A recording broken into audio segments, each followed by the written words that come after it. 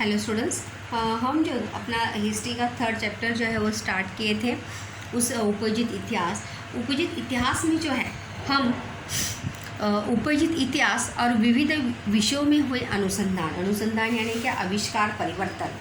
इतिहास का संबंध जो है वो भूतकाल में घटित घटनाओं के साथ होता है और इतिहास हर एक बीता हुआ दिन जो है वो किस में परिवर्तित होता है, इतिहास में परिवर्तित होता है।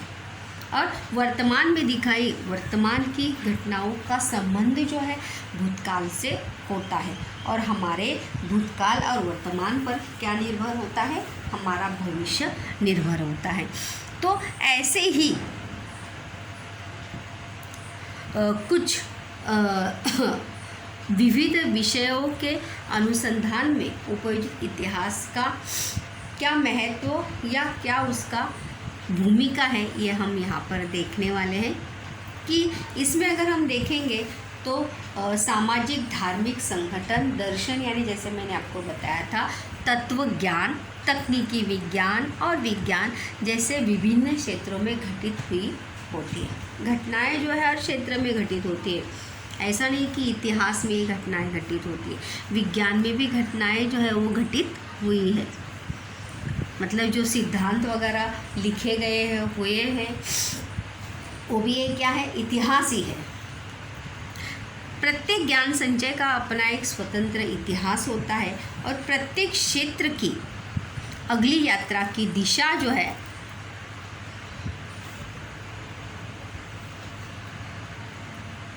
ज्ञान संचय की स्थिति पर निर्भर होती है और उसी के अनुसार अनेक विषयों में अनुसंधान में इतिहास की अनुसंधान पद्धति जो है वो उपयुक्त सिद्ध होती है और वह उसी को हम अलग अलग विषयों के माध्यम से जो है वो आज देखने वाले हैं। जैसे कि पहली कड़ी में हम देखेंगे बच्चों, वो है दर्शन।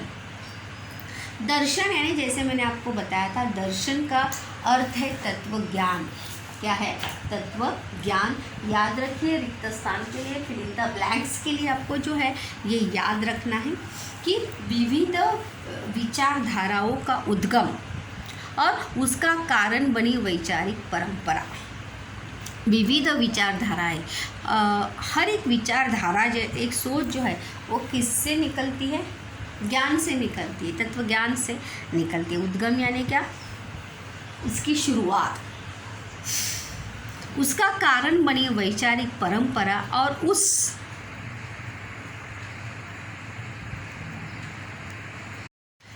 विचारधारा की प्रगति यात्रा के इतिहास को समझना और इसके लिए इतिहास का अध्ययन करना जो है क्या होता है, आवश्यक होता है।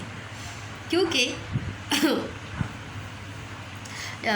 किसी भी चीज़ की उस विचारधारा की प्रगति यात्रा के इतिहास को समझना मतलब हर चीज़ की प्रगति कैसे हुई, एक साथ होती है क्या?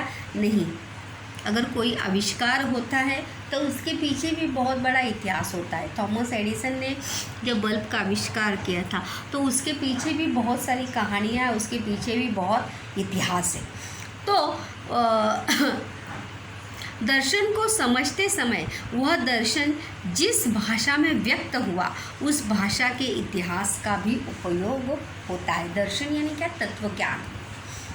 या यहाँ पर दर्शन का अर्थ हम ये भी ले सकते हैं कि हमें जो समझा, जो हमने जाना या जो हमें अनुभव हुआ उसको समझते समय वह दर्शन जिस भाषा में, क्योंकि हमें जिस भाषा में वो समझ में आता है, जिस भाषा में वो व्यक्त होता है, हम उसी भाषा को क्या मान लेते हैं? प्रमाण मान लेते हैं और उस भाषा के इतिहास का भी उपयोग जो है वो होता है और इसीलिए उस भाषा के इतिहास का भी क्या होता है, उपयोग होता है या उसकी जानकारी हम प्राप्त कर सकते हैं। दूसरी कड़ी में अगर बच्चों हम देखेंगे तो वो है विज्ञान।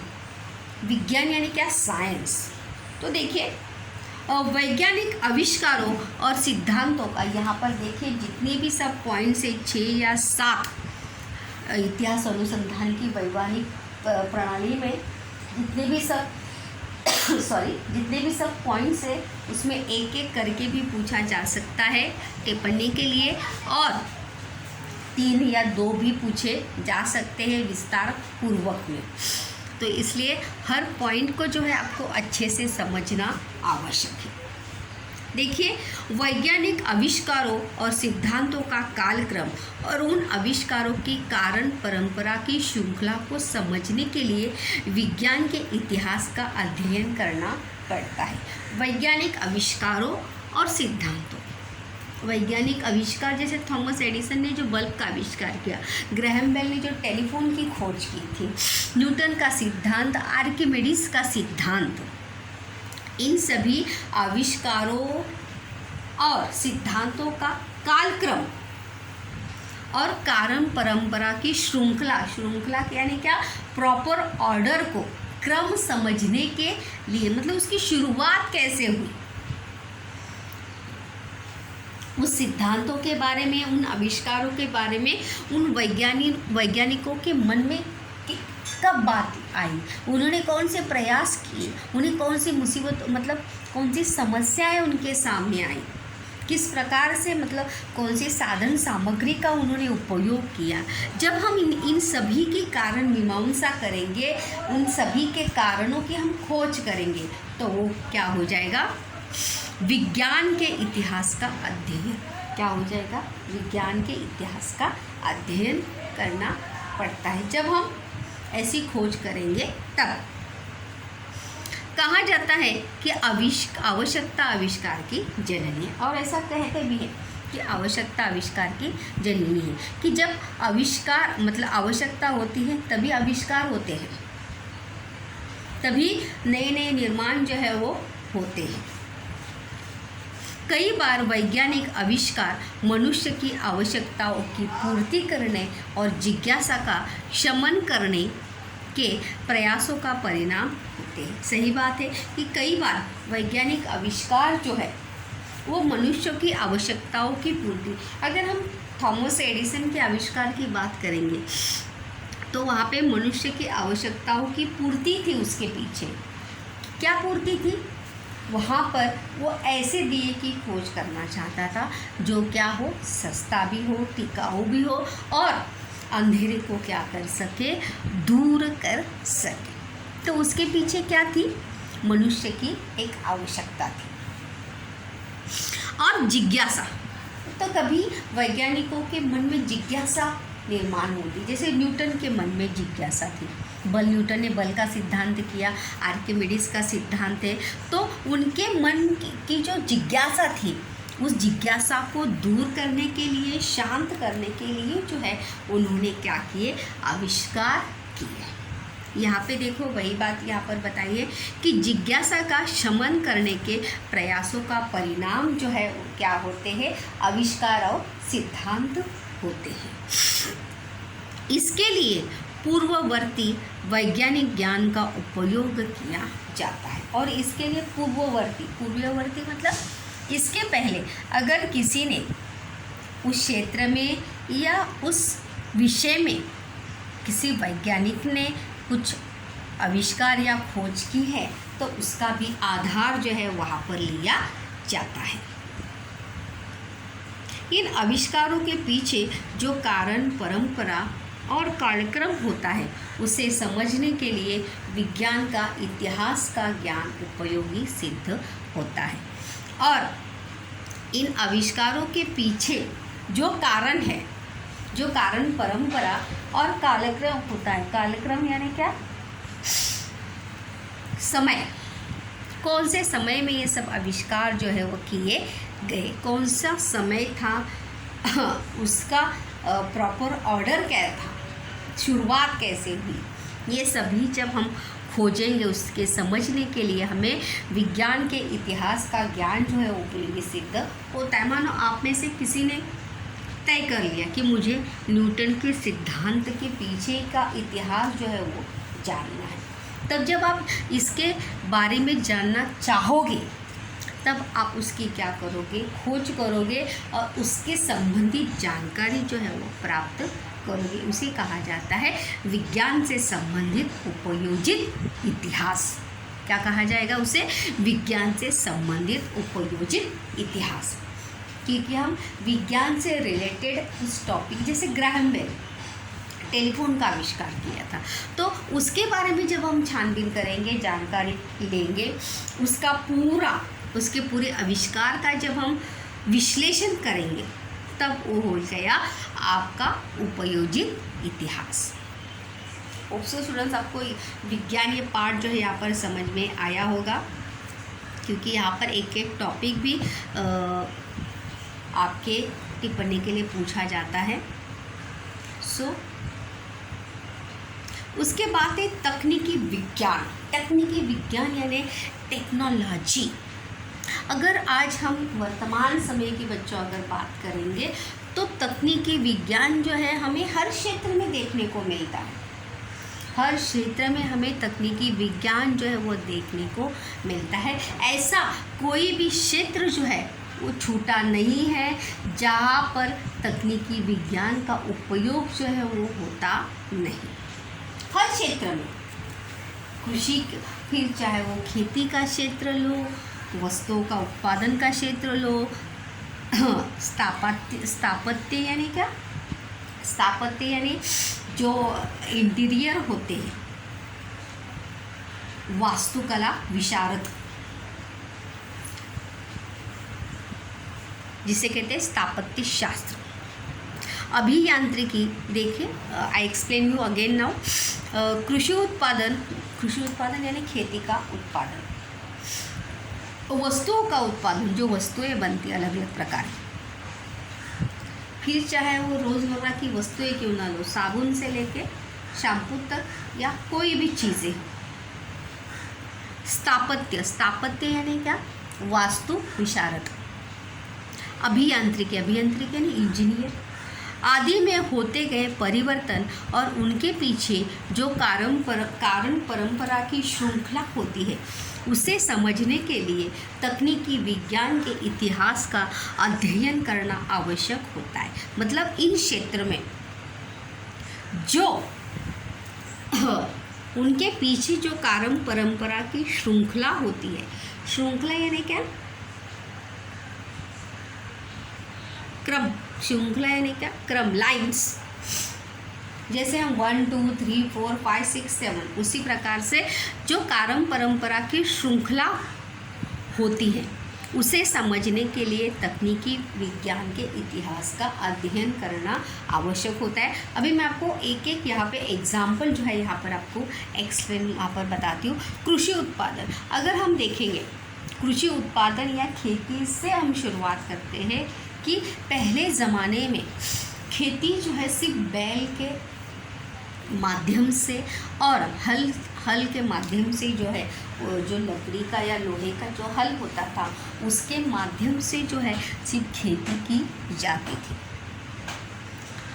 लेकिन अगर आज हम वर्तमान समय में अगर हम देखेंगे, तो कृषि क्षेत्र में या कृषि उत्पादन में वहाँ पर खेती के हर काम के लिए जो है यंत्र बना है।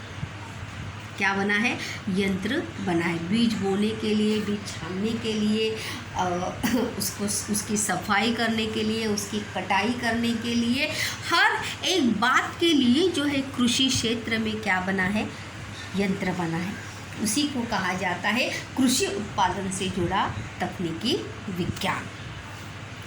देखो ट्रैक्टर आए हैं, ट्रैक्टर के साथ साथ ऐसे बहुत सारे यंत्र जो है, जो एक छुटकी में जो काम करने के लिए महीनों लगते थे, 15 दिन लगते थे, वो काम 1-2 दिन में झट से हो जाता है। किसके कारण? तकनीकी विज्ञान के कारण। जो कृषि उत्पादन में या कृषि क्षेत्र में जो तकनीकी विज्ञान हुआ है, उसी के कारण। वस्तुओं का उत्पादन यानी क्या? अगर वस्तुओं का उत्पादन की कारण परंपरा की श्रृंखला को अगर हम देखेंगे, तो शुरुआत से पहले अगर हम देखेंगे गृह उद्योग तो थे ही, लेकिन अगर आज हम देखेंगे बड़ी बड़ी कंपनियों में वस्तुओं का पैकिंग करने के लिए, उसको बॉटल को ढक्कन लगाने के लिए, उसमें भरने के लिए भी यंत्र जो है वहाँ पर कंपनियों में हमें देखने को मिलते हैं। मतलब वहाँ पर वस्तुओं के उत्पादन में किसका समावेश हुआ है? तकनीकी विज्ञान का। तकनीकी विज्ञान का वस्तुओं के उत्पादन में क्या हुआ है? समावेश हुआ है। फिर कोई भी आप फैक्ट्री ले लो, साबुन की फैक्ट्री ले लो, चॉकलेट्स की फैक्ट्री ले लो, कोई भी फैक्ट्री आप ले लो, यहाँ तक कि दुकानों वगैरह में भी देखिए कितने सारे हमें हर चीज़ जो है कंप्यूटर पे हमें देखने को वहाँ पर मिलती है। स्थापत्य यानी क्या? वास्तुकला विशारद, जिसे हम कहते हैं इंटीरियर जो करते हैं घर का, या घर का जो नक्शा वगैरह, घर का जो डिज़ाइन वगैरह जो बनाते हैं, उसे कहा जाता है स्थापत्य। आज अगर हम देखेंगे तो बड़ी बड़ी बिल्डिंग है, उसका प्लान जो है वो कौन बनाता है? वास्तु विशारद ही बनाते हैं ना, स्थापत्य कला की। तो हम स्थापत्य शास्त्र यानी वास्तु शास्त्र, वास्तु विशारद जो है हम देख रहे थे। स्थापत्य क्षेत्र में भी अगर हम देखेंगे तो हमें तकनीकी विज्ञान जो है वहाँ पर देखने को मिलता है। टेक्नोलॉजी के माध्यम से ही, मतलब पहले अगर देखेंगे तो किस प्रकार से घरों की रचना जो है हमें किस प्रकार से देखने को मिलती थी। अगर आज वर्तमान समय में अगर हम देखेंगे तो घरों की रचना जो है हमें किस प्रकार से देखने को वहाँ पर मिलती है। मतलब गगनचुंबी, मतलब आसमान को छू ले इतनी बड़ी बड़ी इमारतें जो है हमें वर्तमान समय में देखने को मिलती हैं। तो वहाँ पर उस क्षेत्र में जो है वहाँ पर जो साहित्य लगता है, जो सामग्री वहाँ पर लगती है, जो यंत्र लगते हैं, वो किसका नतीजा होता है? तकनीकी विज्ञान का ही नतीजा होता है। अभियांत्रिकी यानी इंजीनियरिंग, वहाँ पे अभियांत्रिकी आदि में होते गए परिवर्तन। अभी भी अगर हम देखेंगे तो वहाँ पर घरों के बनाने में भी कितना सारा परिवर्तन जो है वो हुआ। पहले अगर हम देखेंगे तो घर बांधने के लिए सिर्फ लोग ही वो काम करते थे, लेकिन अगर हम देखेंगे यहाँ पर घर का काम करने के लिए, बिल्डिंगों का काम करने के लिए बहुत सारे बड़े बड़े यंत्रों की सहायता जो है वहाँ पर ली जाती है। तो वो यंत्र बनाने के पीछे की जब हम कारण मीमांसा या कारण श्रृंखला ढूंढेंगे तो वो क्या हो जाएगा? तकनीकी विज्ञान जो है वो हो जाएगा। पहले देखो सिर्फ मतलब टापी वगैरह के माध्यम से, रस्सियों के माध्यम से जो है नाप वगैरह लिए जाते थे, और उसी के माध्यम से जो कड़िया जो है वो अपना काम करता था। लेकिन अभी हमें कड़िया दिखाई देता है क्या? नहीं। बड़े बड़े इंजीनियर जो है वहाँ पर होते हैं और वो अपना काम करने के लिए बड़े बड़े यंत्र का सहायता वहाँ पर ली जाती है। उसे समझने के लिए तकनीकी विज्ञान के इतिहास का अध्ययन करना आवश्यक होता है। और ये परिवर्तन समझने के लिए हमें किसका अध्ययन करना आवश्यक है? तकनीकी विज्ञान के इतिहास का अध्ययन करना जो है वो आवश्यक है। किस प्रकार से परिस्थिति में जो है परिवर्तन होता गया। वैज्ञानिक आविष्कार और तकनीकी विज्ञान में होने वाली प्रगति एक दूसरे पर निर्भर होती है। वैज्ञानिक आविष्कार और तकनीकी विज्ञान एक दूसरे से क्या है? पूरक, एक दूसरे के ऊपर निर्भर है, क्योंकि वैज्ञानिक आविष्कारों से ही तकनीकी विज्ञान में जो है परिवर्तन हमें देखने को मिलता है। क्योंकि जो साहित्य या सामग्री का निर्माण किया जाता है वो वैज्ञानिकों के द्वारा किया जाता है और तकनीकी विज्ञान के द्वारा भी वहाँ पर किया जाता है। तो इसलिए वैज्ञानिक आविष्कार और तकनीकी विज्ञान में होने वाली प्रगति एक दूसरे पर निर्भर होती है।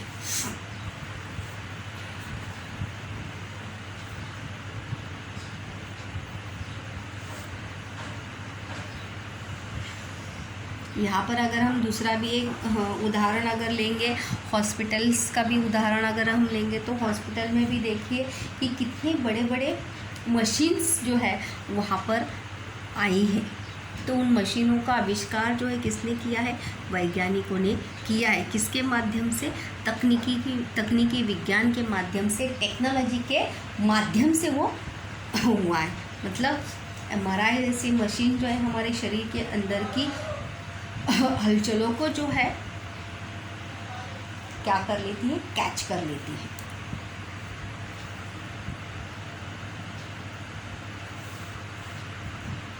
मानव की उत्क्रांति यात्रा में पत्थर के शस्त्र औजार का निर्माण से लेकर, पहले जो है शस्त्र जो है वो नहीं थे। पहले लोग जो है शस्त्र के तौर पर किसका इस्तेमाल करते थे? पत्थरों का इस्तेमाल करते थे। पत्थर के बने शस्त्र थे, पत्थर के बने औजार थे। जब आग की खोज नहीं लगी थी तो पत्थरों पे घिस कर जब घर्षण हुआ और उससे क्या निकली? आग निकली। तब जाके किसकी खोज हुई थी? आग की खोज हुई थी। तो उसी प्रकार से अगर हम देखेंगे मानव की उत्क्रांति मतलब मनुष्य भी अभी जैसे है वैसे नहीं था। मनुष्य की उत्क्रांति भी धीरे धीरे होती गई है, उसमें भी धीरे धीरे परिवर्तन हमें देखने को मिला है।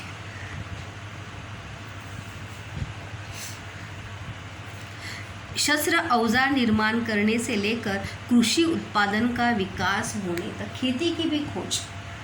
पहले खेती मतलब मनुष्य को पता नहीं था कि खेती कैसे की जाती है। मनुष्य जो है जंगली पशु की तरह था, वहाँ पे जंगल की वस्तुओं को ही खाकर वो अपना क्या करता था? गुजारा करता था।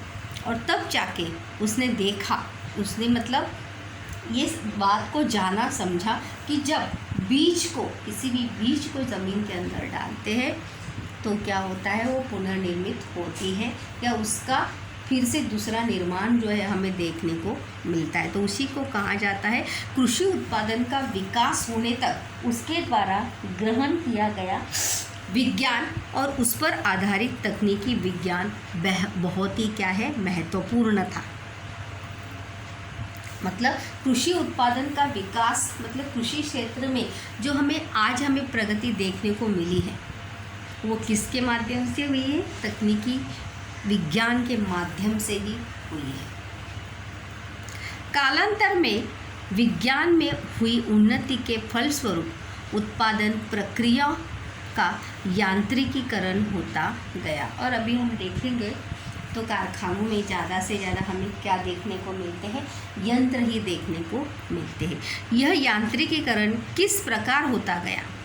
विज्ञान और तकनीकी विज्ञान किस प्रकार सदैव एक दूसरे पर निर्भर रहते हैं? यांत्रिकी विज्ञान और तकनीकी विज्ञान जो है हमेशा निरंतर एक दूसरे के ऊपर क्या रहते हैं? अवलंबित रहते हैं, निर्भर रहते हैं। इसे समझने के लिए तकनीकी विज्ञान के इतिहास का आकलन करना आवश्यक होता है। और इसे जानने के लिए, इसे समझने के लिए क्या आवश्यक है?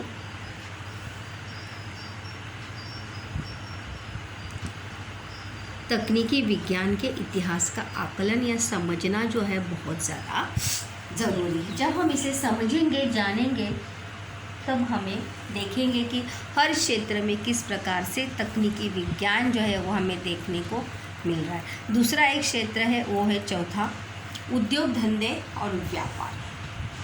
पहले देखेंगे तो व्यापारों अगर हम देखेंगे तो मनुष्य जो है एक गांव से दूसरे गांव में घूम घूम कर पैदल, घोड़ों की सवारी, गधों की सवारी लेकर व्यापार जो है वो करता था। और धीरे धीरे उसमें क्या होता गया? परिवर्तन होता गया। उद्योग धंधे और व्यापार मतलब इसका भी एक क्या है? इतिहास है। उद्योग धंधों और व्यापार के कारण मानवीय समाजों के बीच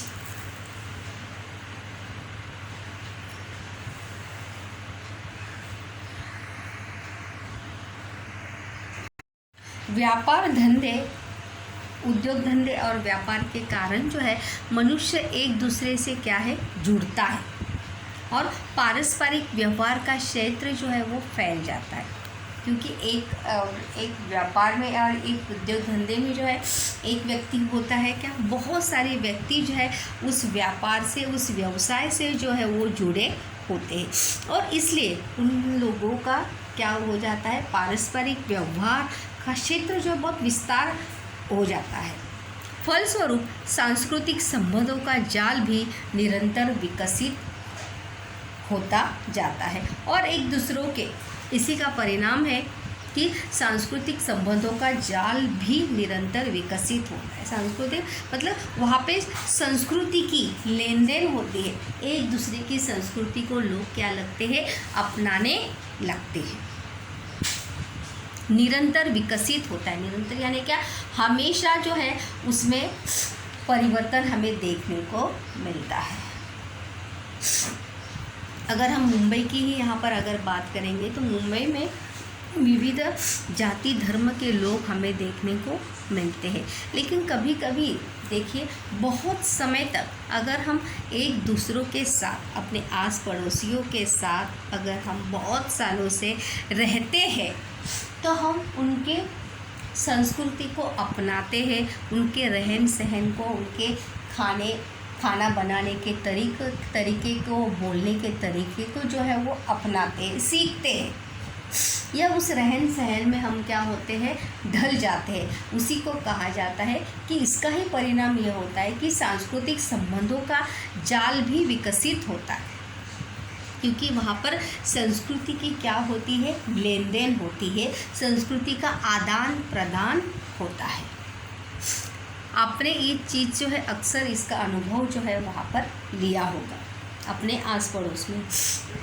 यह उद्योग धंधों और व्यापार के प्रबंधन का ही एक अंग होता है, एक हिस्सा है बहुत ज़रूरी, जहाँ पर मनुष्य जो है एक दूसरे से जुड़ जाता है। उनके इतिहास को समझना महत्वपूर्ण होता है और इसके पीछे के इतिहास को समझना भी क्या होता है, बहुत ही महत्वपूर्ण और आवश्यक है। बाज़ार और व्यापार का स्वरूप बदलता गया, जैसे अगर आज हम देखेंगे तो ऑनलाइन शॉपिंग में लोग ज़्यादा इंटरेस्ट लेते हैं। घर बैठे बैठे हम क्या करते हैं, ऑनलाइन ऑर्डर बुक करते हैं और बैठे बैठे ही वो वस्तु, वो चीज़ जो है हमारे घर पहुंच जाती है। मतलब बाज़ार का स्वरूप जो है बदलता गया है। छोटी छोटी दुकानों से बड़े बड़े मॉल, बड़े बड़े सुपरमार्केट्स जो है वो हमें अभी देखने को मिलते हैं। बाज़ार और व्यापार का स्वरूप बदलता गया है। जहाँ पे ठेले वाले हैं, गाड़ी वाले, हथगाड़ी वाले हैं, वहाँ पर बड़े मॉल और सुपरमार्केट भी हमें यहाँ पर देखने को मिलते हैं। इन सभी के पीछे मानवीय रिश्तों, नातों का स्वरूप और सामाजिक ढांचा जो है वो बदलता गया। अगर इसके पीछे अगर हम देखेंगे, इन सभी के पीछे मानवीय रिश्ते, नाते भी हमें परिवर्तित होते देखने को मिलते हैं। मतलब रिश्ते नातों में जो मजबूती थी वो, उसका स्वरूप भी हमें आज बदलता हुआ देखने को मिलता है। इसीलिए अगर हम देखेंगे तो विभक्त परिवार जो है हमें देखने को मिलते हैं। इसीलिए तो कहा है कि सामाजिक ढांचा यानी सामाजिक स्वरूप भी हमें बदलता हुआ देखने को मिलता है, क्योंकि हम जैसे जैसे परिस्थिति या आसपास की परिस्थिति देखते हैं वैसे हम अपने अंदर क्या कर लेते हैं, परिवर्तन करते हैं। इस संपूर्ण यात्रा को समझने के लिए सांस्कृतिक संरचना, सामाजिक ढांचा, आर्थिक व्यवस्था आदि के इतिहास का अध्ययन करना पड़ता है। अगर इस संपूर्ण यात्रा को अगर हमें समझना है तो उस समाज की सामाजिक या सांस्कृतिक संरचना को हमें समझना होगा, सामाजिक स्वरूप को हमें समझना होगा और आर्थिक व्यवस्था अगर हम वर्तमान समय में देखेंगे तो उसे भी समझना और उसके इतिहास, उसके पीछे के इतिहास का अध्ययन भी हमें करना जो है वो आवश्यक है। उसके पीछे के कारणों को हमें ढूंढना जो है बहुत ही आवश्यक है, तब जाके, क्योंकि परिवर्तन के पीछे भी इतिहास होता है। जब हमारी सोच बदलती है उसके पीछे भी कारण होता है ना। हम अपनी सोच क्यों बदल लेते हैं, एक व्यक्ति के बारे में हम अपनी सोच क्यों बदल लेते हैं, क्योंकि उसके प्रति हमारा अनुभव जो है हमारी सोच बदलने के लिए हमें मजबूर करता है। तो वो क्या हुआ, इतिहास ही हुआ। तो इसके लिए उसके इतिहास का अध्ययन जो है वो हमें करना पड़ता है।